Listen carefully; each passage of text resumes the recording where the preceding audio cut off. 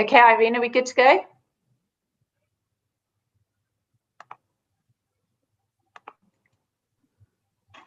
Hey, Michelle, good to go. Okay. Thanks, Irene. Hello and welcome to this week's Energy Transition Dialogues podcast, where we take an insightful, if rapid, dive into the energy transition and what it means for the Middle East and beyond. Thank you very much to our two speakers who've joined us today. I'd like to kickstart the session with their opinion on the top news stories, which should be showing on your screen right about now. Please maybe start with Radia Sedaoui. She is the Chief of the Energy Section in the Climate Change and Natural Resource Sustainability Cluster of the UN Economic Social Commission of West Asia. Radia, what news headlines caught your eye today, please? Good morning, and thanks for inviting me to this session. Actually, I would select the one that attracted me the most, and I was following the last few days. It's related to the MENA renewable energy investment that hit the 97 billion in 5 years, as per the APICORP report recently published. And APICORP, actually, as an organization, usually they provide very good insight on the investment, specifically in the Arab region. And I think this assessment is much more very well realistic, because what we see in terms of the uptake of renewable energy in the MENA region specifically, but I would take it from the Arab region, where including also other LDCs, what we have in our portfolio as ESCWA. And what's something that's extremely important, that within the region, despite the COVID-19, its impact on the economy and also impact on the investment, we've seen that they leaded in terms of getting the lowest cost in terms of solar PV projects. And this is not only in the GCC, led by the United Arab Emirates and Kingdom of Saudi Arabia. We have seen also Qatar, where they recorded the lowest globally, lowest cost globally in terms of renewables. But more importantly, also what we have seen in Jordan, in the Mashriq as well, and independently of the size, what we see in terms of large-scale project, but also medium. And now there is a potential for small-scale project that we see in North African countries. So I think there's been a lot of talk about the volume of money required for the energy transition. Some figures 30 trillion up to 2050 globally, and other figures have emerged. And of course, APICORP is an excellent source, and they've come out with this number now. Do you think for the region that number is less or more than they would have hoped to be? Is it an intimidating number, especially amid a COVID economy and low oil prices and so on, in a region where fossil fuels are so integral to economic growth? Or is it a bit of a relief? Were there concerns that it would have been higher? Actually, when we speak about the energy transition and the investment that is defined and based in that sense, and specifically what APICORP provides, it's mostly in the power generation, but we have also in terms of like energy efficiency and renewable energy. These are the two, but the most focus is in the power generation and the additional investment. Certainly, actually, the what you have an estimation, it's much more realistic, but the problem is from where you get the financing.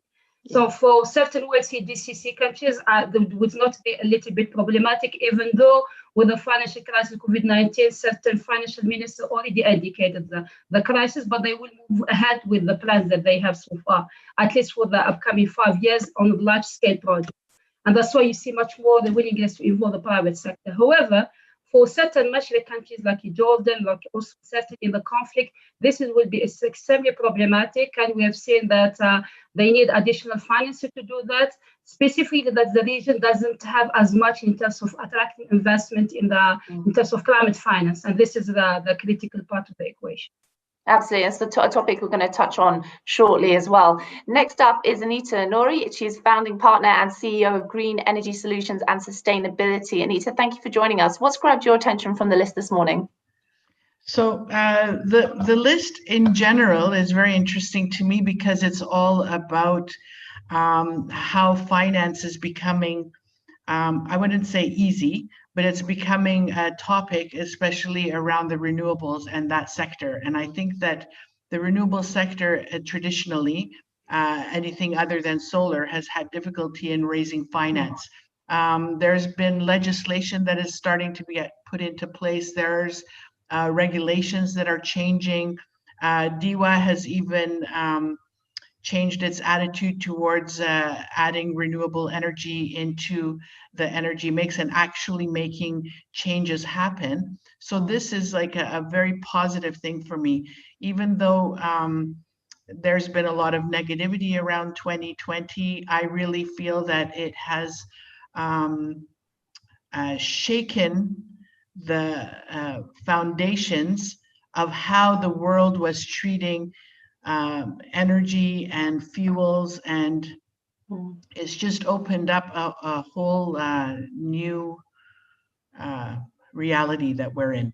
How confident are you that that is going to stay through to 2021? Do you think that this year has been a shake-up? There's no doubt about it, and a lot of views have been changed. But when the world gets back to perceived normal, and there is a vaccine rolled out, and the economy starts to recover, is this focus? Are we going to forget what global disruption feels like? I don't think so. And I don't think that the normal of what everyone is saying normal is the same normal. I think that I think that this is now normal. It was very odd to see everybody with a mask. Now it's not. It was very odd to be careful and not hug and kiss everybody that you don't even know. And now it's not. So it's taught people to be more thoughtful. It's taught people to be more protective of themselves and the people around them and the environment. Hopefully, there was a huge increase in plastics waste. I know that this is a big topic that's difficult to get your thoughts around, but the reality is that something has to come up with that. I think that the vaccination coming out is a good thing, obviously. It will make economies start to move, but I don't think that we'll forget what's happened, because what it's done is it's leveled the playing field for everybody. We all now realize that we're the same. It doesn't matter where you're from, what color you are, what religion you are, it affected us all. And this is the reality. Even one of the topics on the list that's close to my heart is the Paris Agreement, because our project is registered with the UN under CDM. CDM basically has failed, but what's happened with Paris Agreement and what's happened with COVID is that there's a realization that's come that without supporting renewable energy projects that are actually making significant reductions in CO2 emissions, without supporting those financially under a Paris Agreement type of an accord, that it won't happen. Well, maybe the CDM, the Clean Development Mechanism, as part of the EU ETS, Emissions Trading Scheme, maybe that is this trial. We talk a lot about trial and errors in this energy transition, and that we have to learn, we have to make mistakes, and then we have to rebound from them. Obviously, the CDM has been going for a while. It's been struggling for a while. It's had its critics for quite a long time now. But it is still that foundation of lessons that we can now learn from, of what not to do next. So it's still, regardless of the critics, there's still a huge amount of value in there as part of this learning exercise going forward, which I think actually feeds very nicely into the discussion that we're going to have next on a circular carbon economy. And you touched on it just there as well, Anita, about how people and businesses and governments, everyone's having to change the way they operate. And that very much, again, feeds into a circular carbon economy, and that it will not succeed if everybody isn't on board. So just to give the listeners who might not be familiar with it, circular carbon economy is a new way of addressing climate change mitigation goals through the 4 R's: reduce the amount of carbon entering the economy, reuse carbon as an input to create valuable feedstocks and fuels, recycle carbon through the natural carbon cycle, and remove excess carbon from the atmosphere. A holistic approach that is vastly complex and is going to be difficult to implement, but in essence will hopefully be the new normal for the 21st century if we can get it going. At the moment, though, around 82% of G20 energy supply still comes from hydrocarbons, and the G20 has recently given a lot of support to Saudi Arabia's plan for a CC. Of Saudi Arabia, world's biggest oil exporter, biggest economy in the Middle East, making these plans is very significant.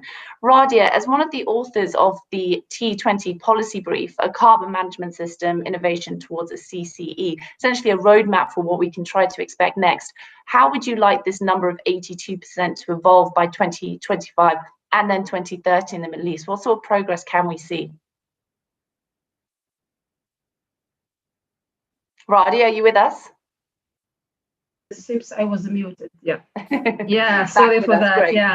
Yeah, just I want just to highlight that actually under also the presidency of Japan, the CCA, but it was under the concept when we talk about the 3R, and basically when we worked on the 4R framework, it's just as you indicate, the integrated approach and a way to look at all the technologies and how they can contribute without discrimination of any, and how to make the transformation across out the value chain.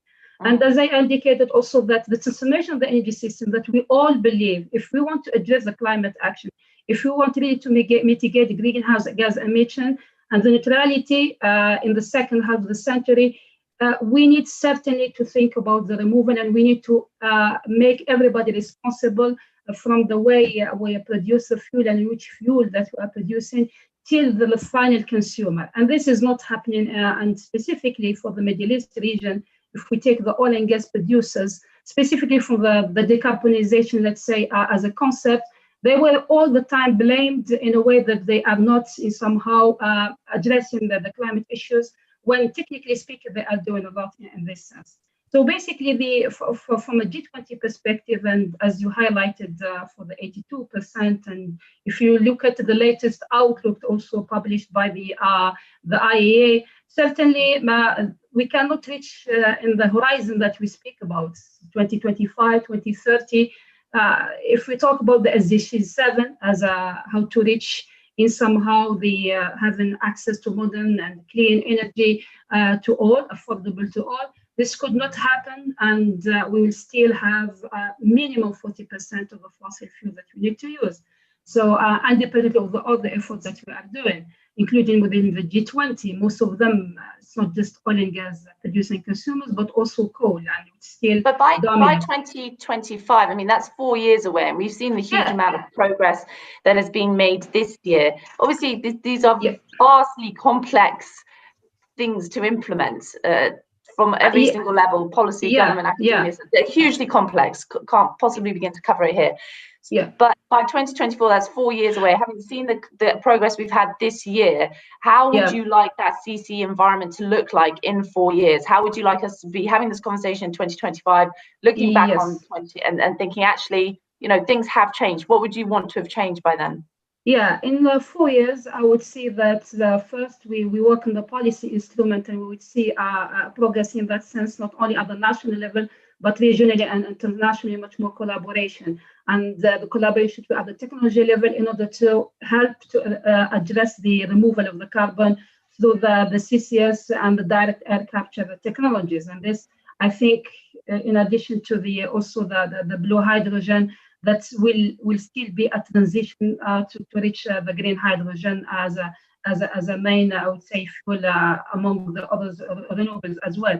The other element that I see that from policy instrument as well, that we'll have, we will adjust the subsidies of fossil fuels, because they are the major constraint at the outset when you speak about how to adjust climate action, and this needs to be done. And I believe within the Middle East, we have seen a huge progress in terms of addressing the subsidies, and still things are undergo, specifically in the GCC, at least the Kingdom of Saudi Arabia and also Kuwait, which still really behind. The other aspect as well that I see, and I'm sure that we've seen already certain work that is done, specifically on the energy efficiency, which is under reduced and renewable energy. The energy efficiency, which is, I would say, the weakest point in the Middle East, because it's very energy intensive, specifically in the hard-to-abate sector, in the industry and transport. And what I see in terms of the efforts that are done at the policy level, but also the projects, and hopefully it will be intensified, how to really intensify the efforts in terms of using energy efficiency for the economic diversification, but also creating jobs, and also implementing in somehow enforcing the regulations that already exist, and with much more involvement in the private sector.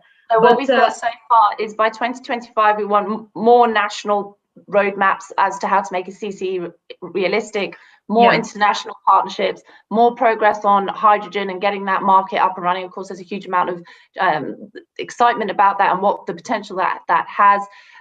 more on the energy efficiency side as well, and more subsidy reform. So that, I think that's quite a bit in 4 years. We could start seeing that happen and certainly start taking us closer to that CCE. But one thing that would be also key, I think, would be the development. Anita, I'd love to hear your thoughts on this, the development of a carbon price and how integral that is to making a CCE viable in the next few decades.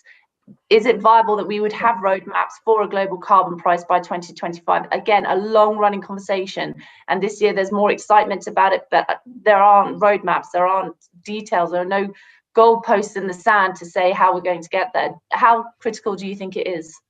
So, Michelle, yeah, absolutely excellent question. I'd like to just touch back on a couple of things that Radia said, and I agree with her. But what I feel and what I think is that we are looking at this from an industry perspective, and we need to have any paradigm change like what we're wanting needs to be community-based, and people, regular people, need to understand. So Absolutely. you're changing paradigm, which takes generations to do. So what's happened in the Middle East in the past 3 to 5 years is absolutely incredible, because the Middle East is great at, and especially Dubai is great at, seeing what everyone has done, assessing what they've done, taking those mistakes, trying to fix it a little bit and change it, and then plant it into this network here. So you see the changes happening at lightning speed, but what is, I don't want to say lacking, but what also needs to happen is community-based education. So the people need to catch up with what the industry is wanting to achieve. So you can set all these goals. That's why you see so many things happening and you hear so much news. And then you talk to your friends over a coffee or a dinner and they say, yeah, but nothing's happening. Well, it is happening under the ground, but that needs to come up. So saying green hydrogen sounds great, and then all of a sudden everybody's talking about it, but do they know how explosive it is, how dangerous it is, how hard it is to actually do it? One of the main things that you can use is the power from the landfill. We have power, we are capable of producing 25 to 30 megawatts of power, and that can, instead of going to the grid, can support an industry like green hydrogen, and you know, you can do all of this, but it all needs to work together. We all need to work hand in hand with each other. As for setting a carbon price, absolutely, this is critical, because if I can't continue my operations because I have nowhere, I mean, if I'm only flaring my gas and I cannot connect to the grid and sell my power, or even produce power to sell, then what do? I'm only being able to sell carbon credits.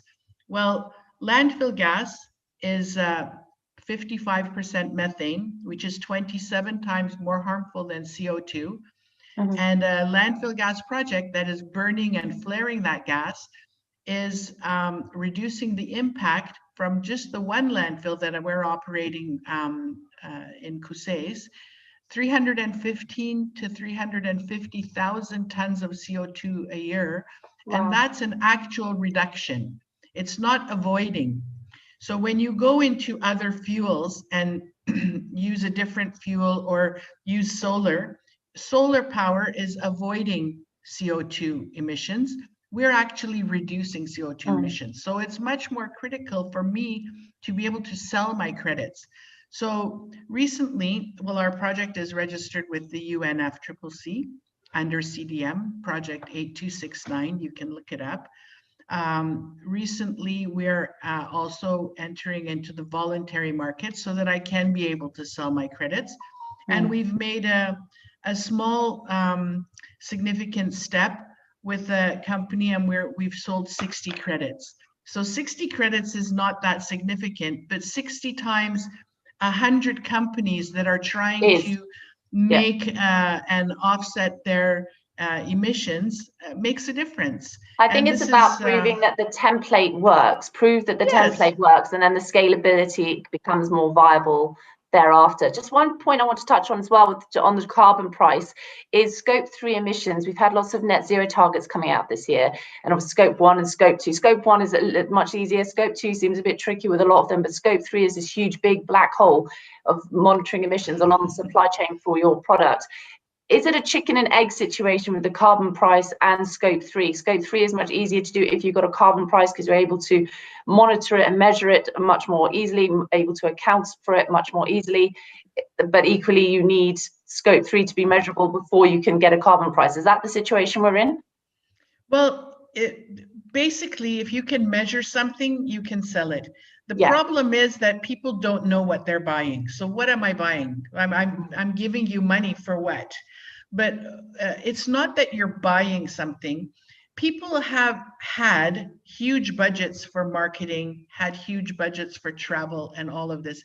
And now that they're not doing that, why not put a portion of that, not even a huge portion, into educating people? So by buying a carbon credit and putting it out in the news, what you're doing is you're making people visualize what it means to change all your light bulbs, what it means to change your faucets and save water, what it means to actually become environmentally responsible for your actions. And those actions become quantifiable by buying those credits. So when you fly in an airplane and they have that little envelope and they say, do you want to buy credits? People don't really know what they're buying. Like, what am I doing? True. The fact is that you are supporting projects like ours that really don't have a revenue other than selling those credits, and because we're doing something environmental. So I'll say in the old normal, environmental didn't pay off. Now, hopefully in this new normal, being environmental will pay off, because it's our damage that we've done that has caused even something like COVID to happen. I mean, the COVID virus is always around, it will always be around, and it will always change, and a new COVID will come out.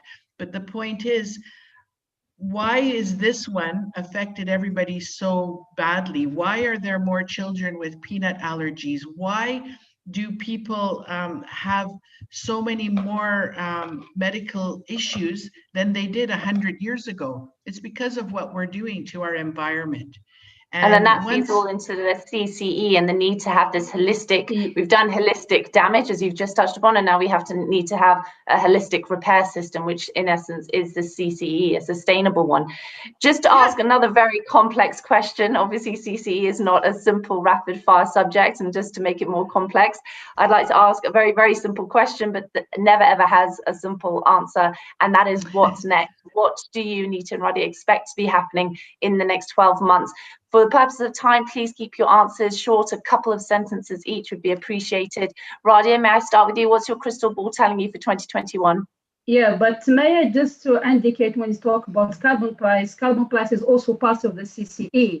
And yes. Basically, just I want to indicate from our perspective, and as I indicated by Anita, the issue, what you purchase and what's our all responsibility. And that's why among our recommendation was how to introduce the CCE indicators to track progress on carbon mitigation across the 4R value chain. And there you make all your companies responsible about the carbon footprint.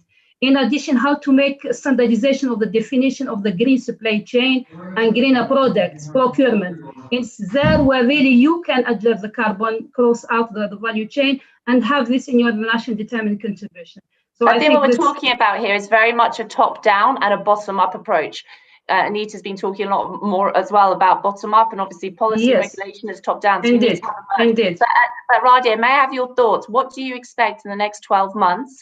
This is a difficult question, because we still struggle with the vaccine of COVID-19 and how much the government institutions will pay, which protocol they will adopt in order to solve the problem and make the mobility much more fair for all. But I think the upcoming 12 months, with the change in the US government institutions and what we expect from there, how this would impact also climate in the Middle East as well, and as we know, the impact on that sense. But I think I hope that the upcoming 12 months we'll be able to travel all and be able to handle our activities, even though telecommuting is suitable. But more importantly, to see that the investments in the green technologies and also green economy is much more, I would say, realistic and move forward independently of the crisis. And we see much more community and stakeholder engagement in the way we do business, in the way we design policy, and how to ensure that we have much more transparency and governance in our, at least in the Middle East region. Thank you. Anita, what are your thoughts? I absolutely agree with Radia, and what I would see in 2021 is much more community-based approach, where we can actually put the policy in place and help the people to understand that their actions do make a difference. Each person, I mean, someone sent me an article that camels are dying in the desert because of plastic. I mean, when you do one thing times the 2 million people in Dubai times the 100 billion people on the planet is a lot. So we need to be responsible for our actions. I hope that the momentum that has started in 2020 with renewables and increasing finance availability and putting proper legislation in place and enabling the smaller companies that are actually making changes continue and keep operating, and community support and with the government together. I mean, it's the time that we all have to work together instead of keeping things behind closed doors. Just open it up. Whenever, you know, we live in a time of availability for news, and internet is out there. Everything is out there. So let's put some positive news, positive actions, let people see what they can do, give ideas, you know, just work together. And I'm really hopeful for the future. I'm always a positive person, and I think I think as well with this CCE, many conversations we've had as part of this podcast series have focused, from speakers' comments, very heavily on the top down. And what's been very interesting about this podcast is how the bottom up is being so emphasized, and it really leads to that holistic view of the CCE, and that really it's not going to work unless all actors are involved. It's as simple as that. It really does need everybody involved. So I just want to ask each of you one last question. This is a rapid fire round. So your choices are yes, no, and not sure. So you have three options: yes, no, and not sure. So Radia, I'll start with you. Do you think that the world is on track to hit net zero by 2050? Almost. Not sure. Almost. Anita, what about you? yes. Excellent. No, I don't know. I think so. I hope so. More yes than no. Yeah, you know what? It's 2050 is tomorrow. 2050. 2050. I mean, I hope I'm still here. Yeah, this is how it is. That's what. Yeah. Excellent. Anita, Radia, thank you so much for joining us today, and thank you for your excellent insight. Very much. Very much appreciated. Thank you very much. Nice meeting you, Anita. Well. Nice to meet you too, Radia. Best wishes to you both from all of us at GI. Thank you very much. Thank you. Thank you. Yeah, thanks. Bye-bye. And good for the female panel as well. This is good. Exactly. Yes, it is. It's great. Yeah, thanks. Bye. Bye.